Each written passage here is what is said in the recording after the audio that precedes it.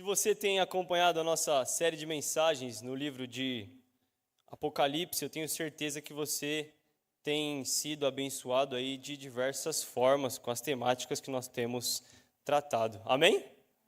Amém. Se você não tem acompanhado, você pode acompanhá-la aí pelo Spotify da igreja, pode acompanhar pelo YouTube da igreja, pelo canal lá da igreja.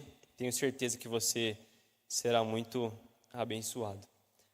Bom, como o Renato já vem falando, como nós tivemos também o pastor Davi, alguns domingos atrás, falando para nós, o livro de Apocalipse ele é um livro um tanto quanto complicado, se é que nós podemos usar essa palavra, um tanto quanto escorregadio para alguns, porque ele apresenta algumas imagens que para nós, às vezes, parecem um pouco confusas.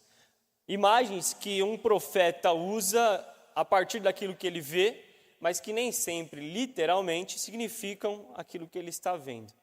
Nós temos tratado aqui essas imagens, esses significados, essas significâncias de diversas maneiras. Nós passamos por textos aqui, como o Renato quando falou para nós sobre as bestas que emergem do mar, a besta que emerge da terra. Nós falamos também sobre o número da besta, o número 666. E a partir das nossas interpretações que nós temos mantido, nós temos entendido de que esses símbolos apontam para o Cordeiro, apontam para o Deus sobre o trono. E hoje nós estaremos mais detidamente no capítulo 7 de Apocalipse. Capítulo 7 e o capítulo 14, que tem as suas semelhanças, tem os seus textos próximos aí, onde nós iremos falar sobre a temática adorar é subverter. A adoração como ato político e profético. Quando nós pensamos em adoração e quando nós pensamos em subverter, só voltar um pouquinho, subverter ele passa a ideia de que nós devemos inverter a ordem dominante, desafiar as estruturas estabelecidas hoje. Então, com essa temática, nós entendemos que essa adoração é a forma que o Senhor nos entrega. Adorar é a forma que o Senhor nos entrega, onde nós desafiamos as estruturas dominantes do nosso tempo. Onde nós invertemos as ordens que ditam aquilo que nós fazemos ou que nós não fazemos em nosso tempo. E a adoração, ela é essa ferramenta. E a gente vai falar um pouquinho mais sobre isso. Antes, eu queria falar um pouco sobre os capítulos 7 e o capítulo 14 também, e alguns outros capítulos do livro de Apocalipse. O livro de Apocalipse, meus irmãos, ele é um tanto quanto cantado, é um tanto quanto poético. Vez por outra, nós temos os personagens do livro falando e cantando e declarando algumas palavras de adoração a Deus, ao Cordeiro, algumas frases compactas que viram canções como o Agnus Dei que nós cantamos aqui, que aparece no livro de Apocalipse como esse Deus santo. Vez por outra, o livro de Apocalipse nos traz essas frases, esses trechos que facilmente entrariam aí e entram no nosso repertório de culto do domingo na hora do louvor. Então, quando nós falamos dessa adoração do livro de Apocalipse, nós encontramos no capítulo 7 um povo, uma multidão de pessoas que adora a Deus e ao Cordeiro. Porém, antes, meus irmãos, alguns dos especialistas estudiosos, eles classificam o capítulo 7, o capítulo 14, o 10, um pedaço do 11, o capítulo 21, como alguns interlúdios que nós temos no texto bíblico de Apocalipse. O que são esses interlúdios em Apocalipse?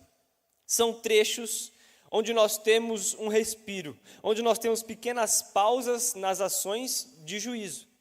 Por exemplo, aqui no capítulo 7, nós estamos vindo numa toada onde os selos estão sendo abertos pelo Cordeiro, onde a ação está pipocando, as coisas estão acontecendo, o juízo está comendo solto. E então, do 6º para o 7º selo, nós temos uma pausa. Nós temos uma parada onde nós temos o capítulo 7, e então somente no capítulo 8 é que nós temos o 7º selo sendo aberto. Então, no capítulo 7, nós temos esse interlúdio. Nós temos uma pausa, como se João estivesse falando, respira porque mais coisa vem por aí. E aí, nesse interlúdio, João ele trata de animar a sua audiência. Ele trata de falar para a sua audiência que coisas boas também virão. Não serão apenas juízo, como o Renato nos falou no domingo passado. Apesar de muito juízo, apesar de muitas condenações, muita justiça vier, nós teremos também uma vitória no final das contas, e essa vitória precisa ser lembrada. Por isso, o capítulo 7, assim como outras passagens do livro que nós estamos estudando, ele é esse interlúdio, essa pequena pausa, esse pequeno descanso, esse pequeno respiro, para que nós possamos continuar a caminhada. A sua função é sim mostrar o juízo de Deus, mas mostrar também para o povo de que eles serão preservados e de que a fidelidade do povo será recompensada. A fidelidade ao Cordeiro será recompensada. Por isso, esses trechos de pausas, esses trechos de interlúdio, também têm as suas importâncias. Bom, vamos agora para o texto de Apocalipse. Se você está com a sua Bíblia aí, com o seu celular, abra lá, Apocalipse capítulo 7. Nós iremos olhar com muito mais atenção ao trecho que vai de 9 ao 17. Porém, antes do 9 ao 17, nós temos 8 versículos, que eu acho que não seria honesto nós pularmos esses 8 versículos, diante do contexto, diante daquilo que o capítulo fala. Eu até comentava com o Renato, a sorte que eu dei de cair justo nesse capítulo, que é bem abençoado, que trata alguns temas aí, um pouco mais complexos aí, como nós tratamos alguns já para trás aí também. Então, antes de nós lermos os 9 ao 17, eu queria que nós lêssemos do 1 ao 8.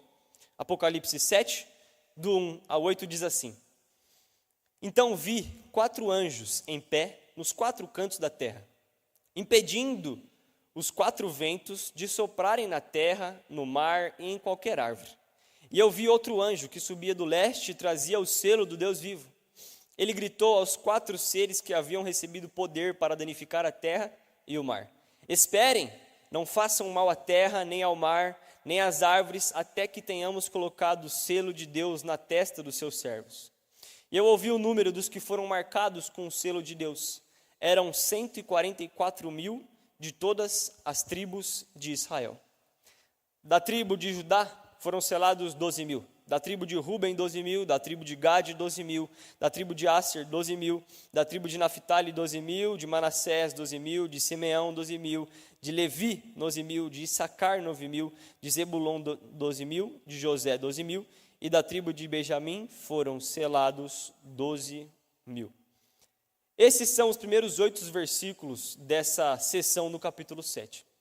O texto de Apocalipse, aqui no capítulo 7, ele inicia nos falando que os servos de Deus são selados. A maioria das nossas Bíblias apresentam esse título nesses primeiros 8 versículos. Os servos de Deus são selados. O que nós observamos aqui é a santa justiça de Deus em ação. Porque quando ele inicia o seu processo de derramamento da sua ira sobre os ímpios, o próprio Deus, que também derrama a sua justiça, derrama também o seu cuidado sobre o seu povo, sobre aqueles que não serão alvo da sua justiça, mas aqueles que têm algum tipo de proteção, se é que nós podemos usar essa palavra aqui. Então, logo no versículo 1, ele fala que ele vê 4 anjos sendo impedidos de agir. 4 anjos nos 4 cantos da terra, impedindo os 4 ventos. Esses 4 anjos, meus irmãos, eles simbolizam uma força capaz. Esses 4 anjos simbolizam algum tipo de guardião da terra. Quando nós lemos mais para os tempos antigos, mais para essa época de João especificamente, nós temos muito forte essa questão de seres angelicais, seres sobrenaturais que controlavam, que cuidavam, que zelavam pela terra. Esses mesmos seres ficavam nos 4 cantos da terra. Para quem aí é terraplanista, isso aqui é um prato cheio. Mas, para a época, o entendimento de que a terra era realmente plana, de que a terra realmente era algo quadrado ou retangular, esses 4 seres cercavam esse todo da terra e esses 4 seres mantinham tudo como devia ser. Esses 4 seres, nos 4 cantos, seguravam os 4 ventos. Esses 4 ventos, meus irmãos, nós encontramos também lá em Daniel capítulo 7, onde esses ventos eles estão ali para trazer juízo, para trazer algumas destruições, algumas bagunças na terra. Esses ventos são a justiça do próprio Deus. E João, ele faz uso dessa imagem, ele faz uso dessa retórica aqui para esse povo, e certamente o povo entendeu muito bem o que ele estava querendo dizer. Porém, então, nós temos 4 anjos nos 4 cantos, segurando os 4 ventos da terra, até que outro anjo havia recebido também poder, e ele fala: esperem, não façam mal à terra, nem ao mar, nem às árvores, até que eu tenha colocado o selo de Deus na testa dos seus servos. Então, um outro anjo, um quinto anjo, ele grita para os outros 4, não façam nada, espera um pouquinho. Porque eu tenho uma missão de colocar um selo na testa do povo de Deus, para que eles sejam preservados. Esse quinto anjo, meus irmãos, assim como nós, quando olhamos para o capítulo 14 de Apocalipse, que tem algumas referências com o capítulo 7, ele nos fala que essa marca, esse selo que ele está carregando, no capítulo 14, ele fala que é o nome do cordeiro que foi reproduzido nas testas do povo de Deus. Lá no capítulo 14, essa é a mensagem que ele nos passa. Aqui ele fala apenas que seria um selo, que seria uma marca. Mas quando nós lemos para o Antigo Testamento, textos como Isaías 44, Ezequiel capítulo 9, nós também vemos exemplos de marcas, de selos, de questões que são colocadas em seres, em pessoas, em servos de Deus, para que eles estejam passando por um tipo de proteção no momento do juízo do Senhor. Então nós temos esse anjo que coloca um freio nos outros 4 anjos para que ele pudesse selar aqueles, proteger aqueles homens, e aí sim a justiça poderia ver. Aqui é interessante também nós pontuarmos como essa marca de proteção tem relação com a marca da besta lá atrás. A marca da besta, meus irmãos, que quando nós ouvimos no pastor Davi, quando ele esteve conosco, é uma marca que tenta reproduzir aquilo que o Senhor faz para nós, constrói para nós. E certamente o Senhor que prepara essa proteção, que nos marca, é o mesmo Deus que cuida, que zela pelo seu povo. Porém, do outro lado, Satanás tenta, com as suas artimanhas, fazer aquilo que o pastor Davi chamou de paródia. Ele tenta fazer uma paródia com aquilo que o Senhor cria. Então, essa marca, ela serve de proteção. E é interessante também nós colocarmos de que, para a época, isso era muito mais comum. Porque os senhores marcavam os seus escravos, aqueles que seguiam algum tipo de divindade, aqueles que serviam em algum templo da época romano, eles carregavam um tipo de selo, um tipo de marca que os arremetia à divindade que eles seguiam, à divindade que eles serviam. Então, esse tipo de selo, ele tinha total ligação com o Senhor, com a divindade, com o dono, se é que nós podemos usar essa palavra. Dessa forma, meus irmãos, os intérpretes, eles entendem que esse selo que o anjo está carregando, que ele vai colocar nos servos de Deus, ele é tanto para proteger da apostasia, desse desvio da fé, ele é tanto para proteger de algum dano físico que esse tempo aqui produz, ele é tanto para proteger de algum dano espiritual que esse povo podia receber. Porém, os comentaristas, eles divergem, cada um vai um pouco para um canto, mas eu acho que o que mais nós devemos perceber aqui e aprender é que mesmo que esse povo não seja livre da tribulação, como nós falaremos daqui a pouco, mesmo que esse povo não seja livre da tentação, mesmo que esse povo não seja livre de tempos difíceis, o povo tem a sua vitória garantida. Tem a sua vitória garantida por meio de um Deus que prepara uma forma de guardar, de proteger o seu povo. Temos um Deus que cuida de nós. Amém? Dessa forma, meus irmãos, o que nós devemos perceber é que esse Deus, ele sela o seu povo, ele cuida do seu povo, ele protege o seu povo. E aí nós chegamos no versículo capítulo 4, em que ele nos apresenta um número 144 mil. Como nós já dissemos, mais uma vez aqui nós temos intérpretes que vão para os mais variados lados. Intérpretes que vão para esse número sendo realmente o povo de Israel. Para esse número sendo a totalidade dos mártires, das testemunhas, daqueles que morreram em nome do Evangelho durante a tribulação. Nós temos alguns que falam que esse número representa toda a totalidade da igreja de Cristo até hoje. Os comentaristas eles vão pelos mais diversos caminhos. Alguns dos caminhos, que talvez seja um caminho honesto de nós seguirmos, é pensar que esse número é formado pelas 12 tribos de Israel, pelos 12 apóstolos e pela multiplicação, pelo número 1000, que representa a plenitude de Deus. Quando nós multiplicamos os 12 apóstolos, as 12 tribos e o número 1000, representando a plenitude de Deus, nós chegamos a esse número 144. Porém, meus irmãos, mais uma vez, o que deve atrair a nossa atenção talvez não seja propriamente dito o número 144 mil, se você está dentro, se você está fora, se você nem faz parte desses 144 mil. Talvez o que deve atrair a nossa atenção é o que mais à frente, na segunda sessão, nós veremos, onde pessoas de todas as tribos, raças e nação alcançam a salvação, onde pessoas dos mais variados locais estão protegidas e recebem a proteção de Deus durante a tribulação, recebem a proteção e a felicidade de estarem eternamente com Cristo. Em todo caso de interpretação, dos mais variados modos, 2 pontos nós devemos frisar aqui, meus irmãos. Existe aqui um caráter multicultural e internacional desse povo e dessa proteção. Essa é uma proteção que irá proteger multiculturalmente e internacionalmente muitos e muitos. E a segunda coisa é que a recompensa dessas pessoas aqui, desses mártires, se é que nós podemos citá-los assim, dessas testemunhas, ela virá no final. Assim como a nossa recompensa, como testemunhas fiéis do Senhor, como servos fiéis do Cordeiro, virá. A nossa vitória, ela virá. Amém?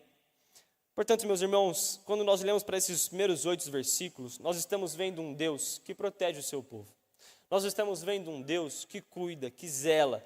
Nós estamos vendo um Deus que não apenas entregou o seu Filho para morrer na cruz e nos deu a salvação eterna, mas um Deus que também se importa para aqueles que estarão aqui quando o seu juízo iniciar. E aí nós chegamos na sessão do 9 ao 17, que fala assim: depois disso eu vi uma imensa multidão, grande demais para ser contada, de todas as nações, tribos, povos e línguas, em pé diante do trono e diante do Cordeiro.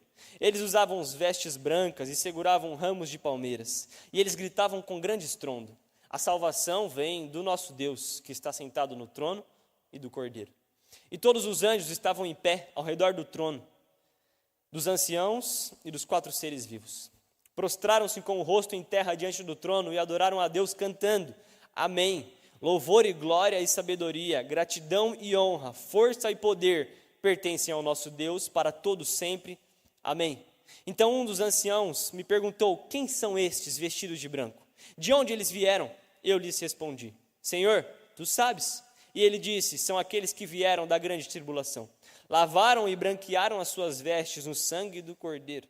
Por isso, estão diante do trono de Deus e dia e noite o servem em seu templo. E aquele que se senta no trono lhes dará abrigo. Nunca mais terão fome nem sede, e o calor do sol nunca mais os queimará, pois o Cordeiro que está no centro do trono será o seu pastor.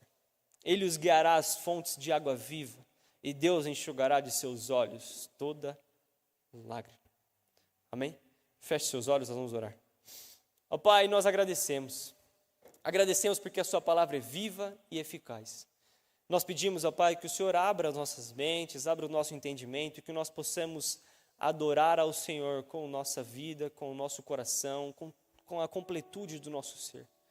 Que nós possamos, ó Pai, ir contra os padrões desse mundo, em honra ao Cordeiro que morreu naquela cruz. Em nome de Jesus. Amém. Amém. Nessa sessão de 9 a 17, meus irmãos, durante toda a semana em que eu li esse texto, ia e voltava, todas as vezes eu me emocionava.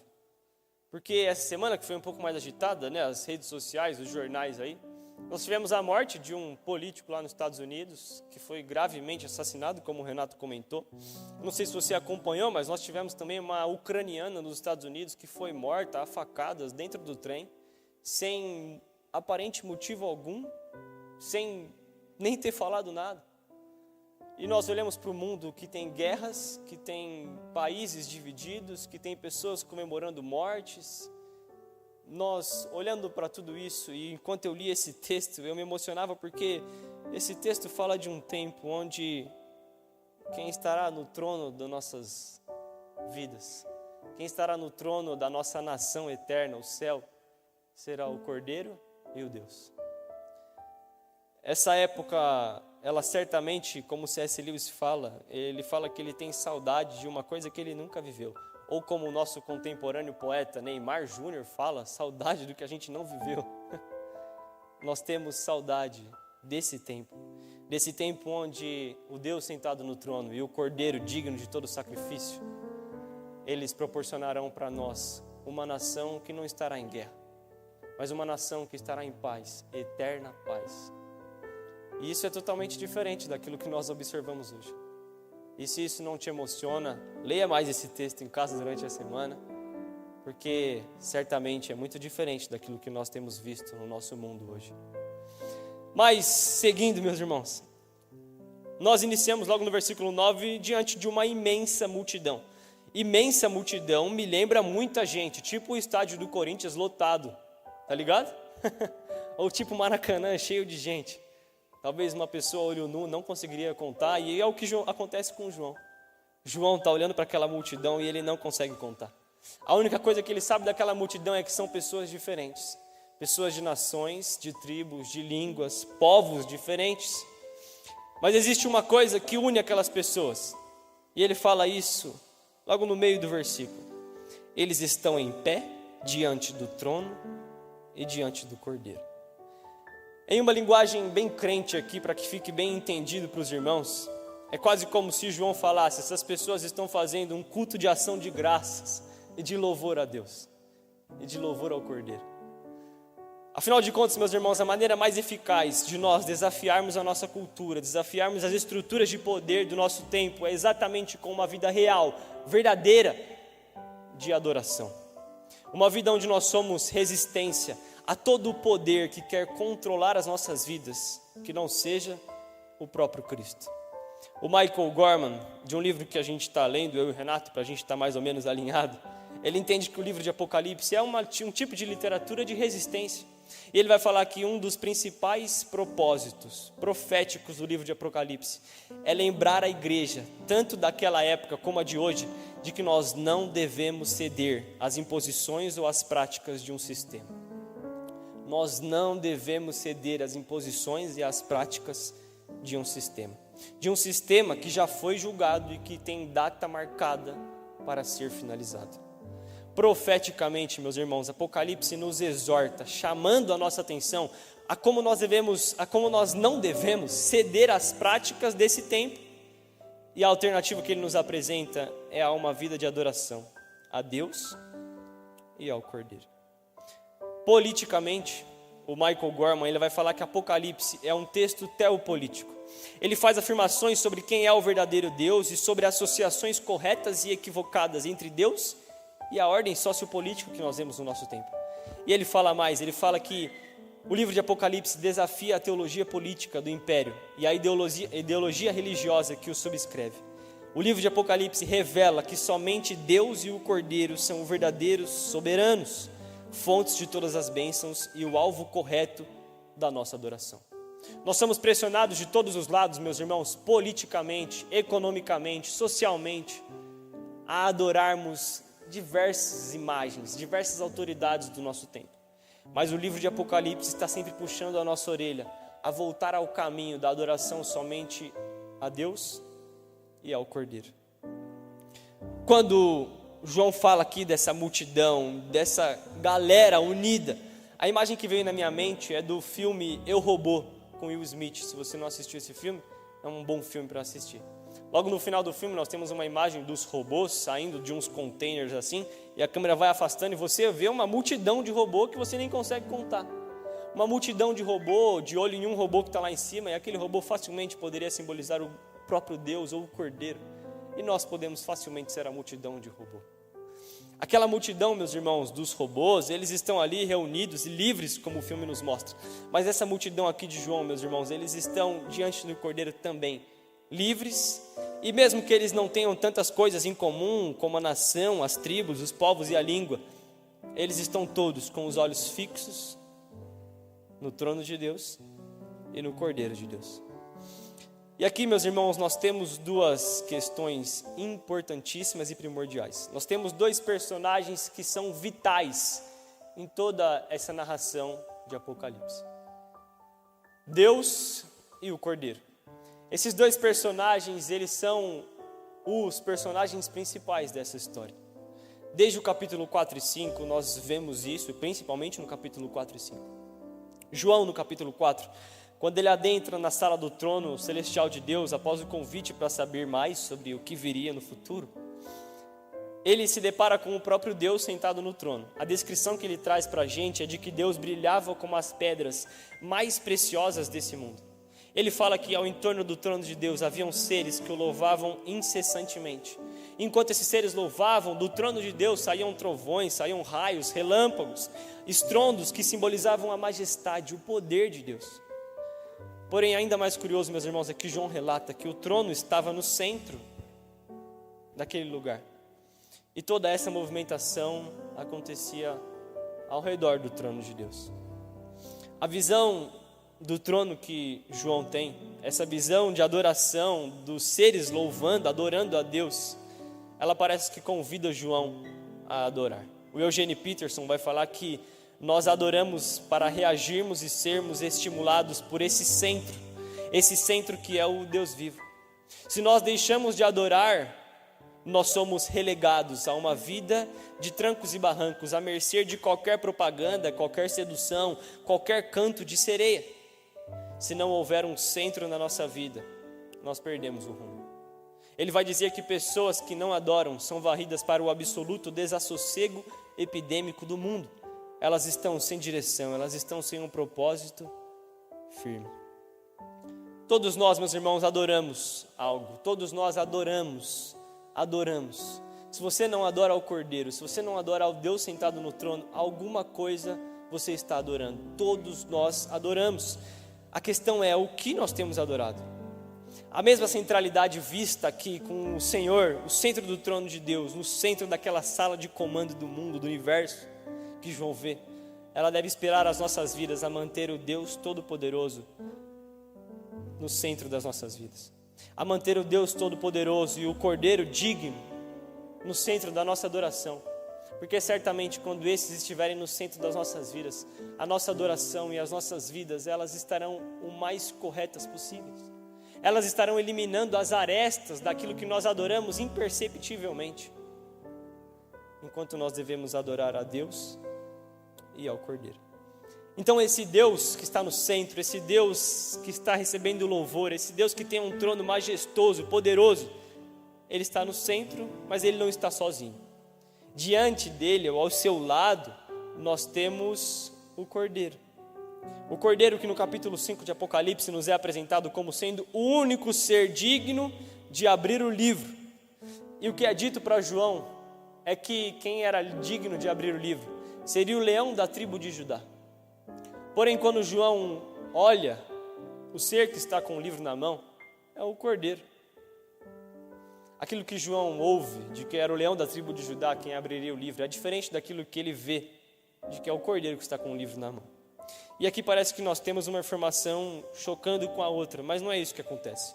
Sabe o que é, meus irmãos? É que o poder do Cordeiro, ele não se revela na força bruta associada ao leão, mas na fidelidade do Cordeiro até a morte. O nosso Deus, Ele não reinará, Ele não vencerá essa guerra, essas complicações que nós vivemos com a força bruta associada ao leão. Mas Ele já venceu essa guerra na força e na fidelidade da morte do Cordeiro, que resultou no resgate de um povo, que resultou no nosso resgate. Amém? Portanto, nós temos essas duas imagens, Deus em seu trono acompanhado do seu Cordeiro. Para a maioria dos intérpretes, meus irmãos, aqui está a chave para nós entendermos todo o livro de Apocalipse. Se nós compreendermos bem, entendermos bem, estivermos com esses dois personagens diante dos nossos olhos, todo o livro de Apocalipse fica mais fácil.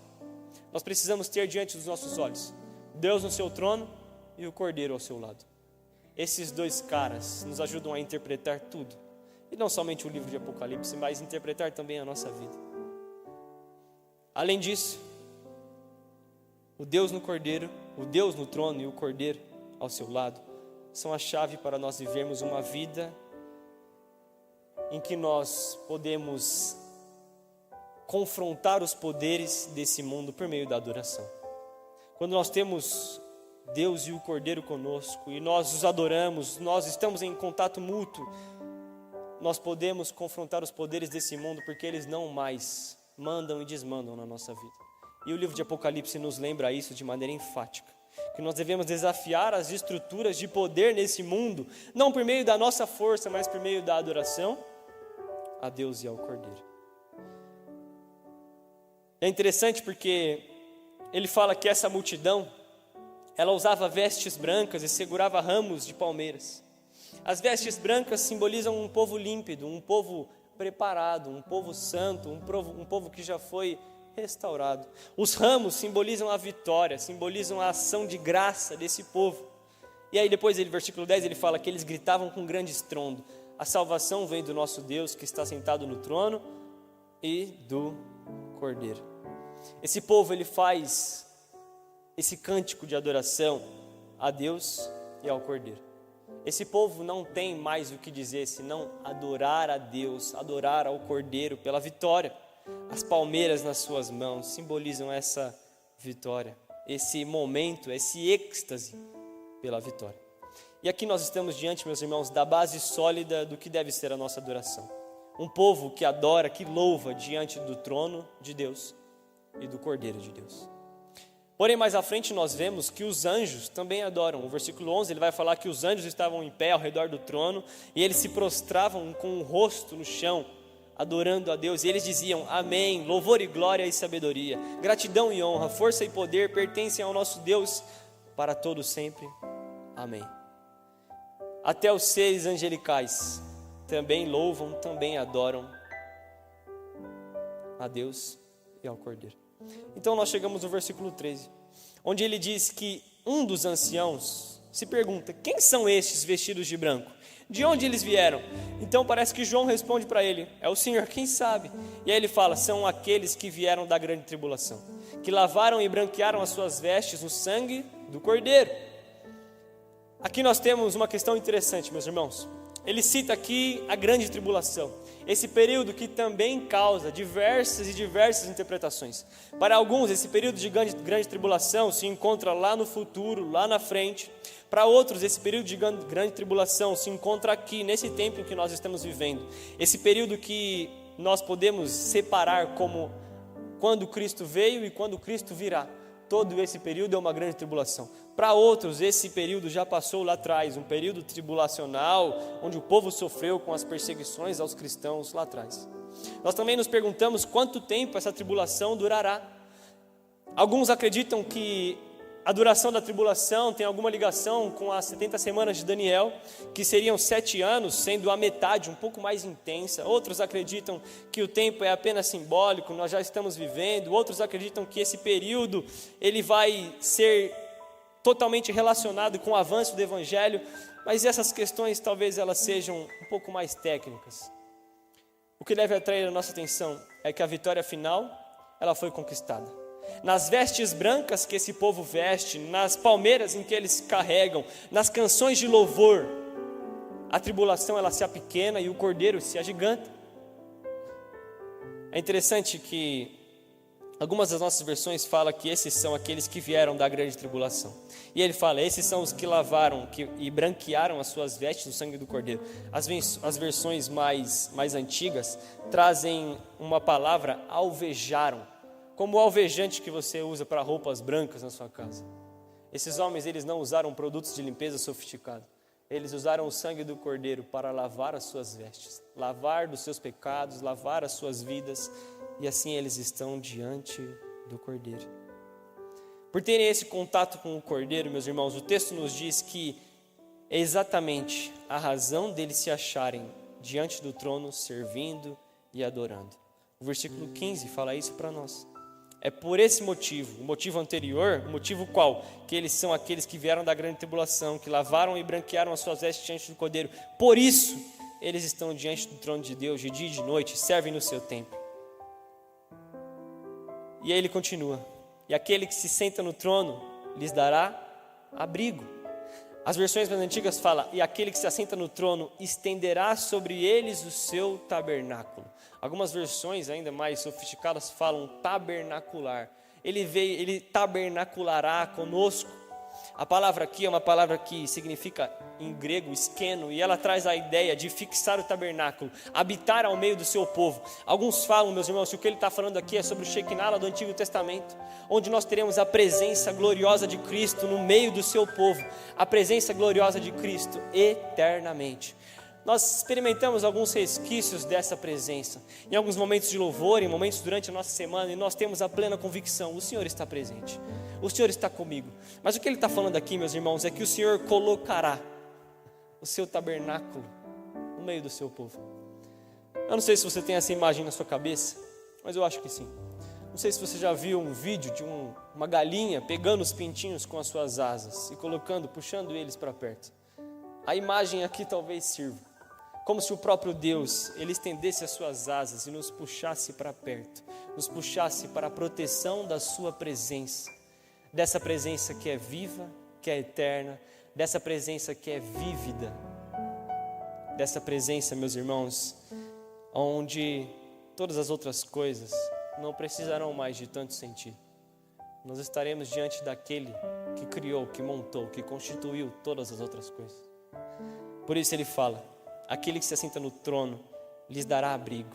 Aquele que se assenta no trono estenderá sobre eles o seu tabernáculo, a sua presença gloriosa. E aí nós começamos a caminhar para o fim. E aí Ele fala, após dizer que Deus estenderá o seu tabernáculo sobre o seu povo, Ele fala que nunca mais eles terão sede, fome, nunca mais o calor do sol os queimará. Essas imagens, meus irmãos, parecem trazer algum tipo de referência à tribulação que Ele falou lá atrás. A tribulação parece que será um período de fome, de sede, de calor do sol, onde as questões da natureza, elas estarão bagunçadas, entrarão em um certo colapso, mas diante do Cordeiro, no tabernáculo do Cordeiro, nada mais nos abalará, nem fome, nem sede. A picanha que você gosta de comer não lhe fará falta. O pudim que eu tanto amo não me fará falta. Aqueles que adoram tirar uma soneca após o almoço, isso não lhe fará falta. Ver um bom jogo do Corinthians, amém? Isso não lhe fará falta. Tiagão, amém, Tiagão? Não, Mengão não. Nada nos fará falta, meus irmãos, porque nós estaremos diante da presença gloriosa do nosso Deus. E aí, mais interessante é que no versículo 17 ele fala: porque o Cordeiro que está no centro do trono será o seu pastor. Ele os guiará às fontes de água viva e Ele enxugará dos seus olhos toda lágrima. Essas palavras que Ele usa aqui, será o seu pastor, os guiará às fontes de água viva, não te parece familiar? O Salmo 23 que fala: o Senhor é o meu pastor, nada me faltará, me guia às águas tranquilas. Parece, meus irmãos, que esse é o nosso Deus. O que Davi fala lá no Salmo 23 é o que João está nos lembrando aqui. O Cordeiro está no centro do trono, Ele será o nosso pastor. Ele nos guiará a uma fonte de água viva, e é por isso que nós nunca mais teremos sede. Ele enxugará dos nossos olhos toda lágrima. Esses tempos, meus irmãos, eles são terríveis, eles são tristes, eles são bem complicados. Mas o capítulo 7 de Apocalipse nos lembra de que, mesmo em meio a tempos difíceis, nós podemos nos lembrar desse pequeno comercial, onde nós pensamos, percebemos e lembramos de que a vitória está logo à frente. Deus e o Cordeiro nunca saíram do trono, nunca saíram do controle. E eles aguardam um momento em que cada um de nós estaremos eternamente louvando, engrandecendo aquele que nos salvou. Talvez nós estejamos com os olhos cheios de lágrimas pelas tristezas da nossa época. Talvez o nosso mundo carrega muita fome, muita sede, muita injustiça. Mas nós falamos de um tempo, meus irmãos, onde a nossa adoração será uma adoração eterna. Mas enquanto esse tempo não chega, o convite a cada um de nós é que nós possamos adorar aqui e agora.